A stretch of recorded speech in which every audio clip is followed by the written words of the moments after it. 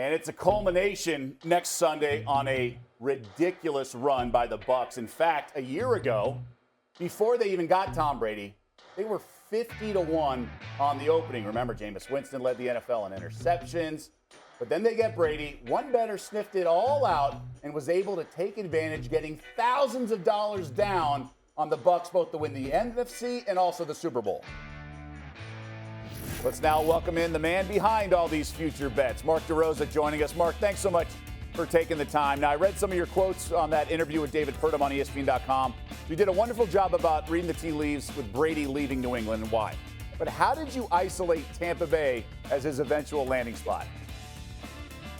Cool, yeah. Tampa was just a really strong candidate. For one, they play in the NFC. There's less strong teams in the NFC. If you look at where the landscape was last year, you had Kansas City and Baltimore being two really strong teams. I also thought that Tampa had a lot to offer as far as offensive weapons and a really good defense.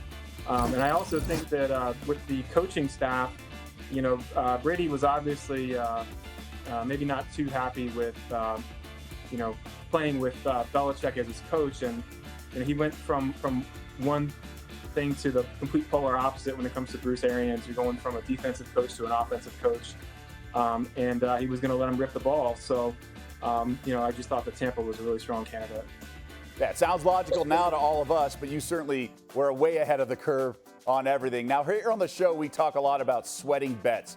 Now, I know professional bettors, actually know them, a lot of them, and they don't kind of sweat that much. They just kind of day in, day out grind. But I imagine this has been quite a ride. What kind of sweats have you had with this kind of a bet?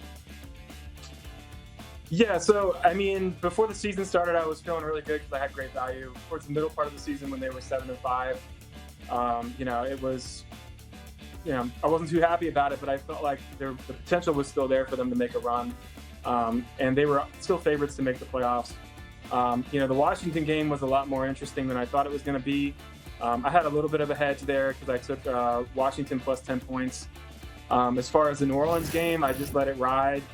And, it was pretty nerve-wracking the entire time.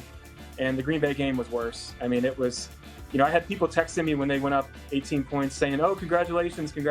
And I was like, please don't do that. Please, not right now. And sure enough, they got right back into it, and they almost pulled the win off. So, it hasn't been fun, not at all. Well, that's pretty funny. I imagine that late flag on the pass interference felt like an hour between the penalty and the actual penalty flag.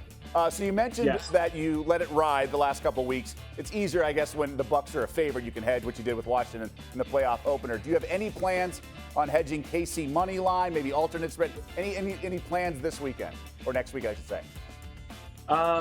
Probably not. If I can find some kind of value that I think is a good bet just by itself and it happens to be, anti-Tampa Bay, I might take that. So, but as far as I can see, I'm already kind of ahead of the game with my other bets that I've already cashed, and anything else is just a bonus at this point. Well, Mark, we wish you the best of luck in whatever you decide to do with the hedge, and just in general, that's been an awesome story. I appreciate you kind of taking us behind the curtain a little bit, sharing it, and good luck with all your other wagers as well, because you are a professional bettor, so I imagine it's not the only thing you're sweating out. So thank you. Yep, thanks for having me. All right, really fun and really generous of Mark to share some of his roller coaster, if you will. By the way, he's not alone. Well, he's maybe alone at 50-1, but Bucs were quite popular. 9% at Caesars William Hill of the tickets in terms of the Super Bowl tickets entering the season were in fact on Tom Brady's Bucs. The only team with more, Chiefs, 15%. Now the payouts are what matter because that means the rest of the tickets are all losers, right? So the book's going to do okay on that front, but they do stand to lose on the futures with teams. What did you make of all this? This was awesome. The fact that he has friends texting him during the game, like, come on, dude. That's the number one. Yeah, number one. That was me. Who are these people that want to congratulate you before the game is finalized? It's a pet peeve. I secretly think some people are trying to mush you when they do that. It's like 6 minutes to go. It's like, hey, congratulations on that bet. I hope it mushes them. And I sit there and I'm thinking to myself, that's happened to me for much smaller wagers than that. But to be in that spot and everyone's congratulating you when Aaron Rodgers is on the other side, Come on, you got to have the phone off during the Super Bowl, obviously. Our producer does that sometimes on our best bets. I'm like, easy, easy, easy. It's like, you're like, Yes. 3 over on the turn. I can't believe how great you're playing. It's like this or that. We got a long way to go here and several more beers to drink. Yeah. Thanks for watching ESPN on YouTube. For live streaming sports and premium content, subscribe to ESPN+.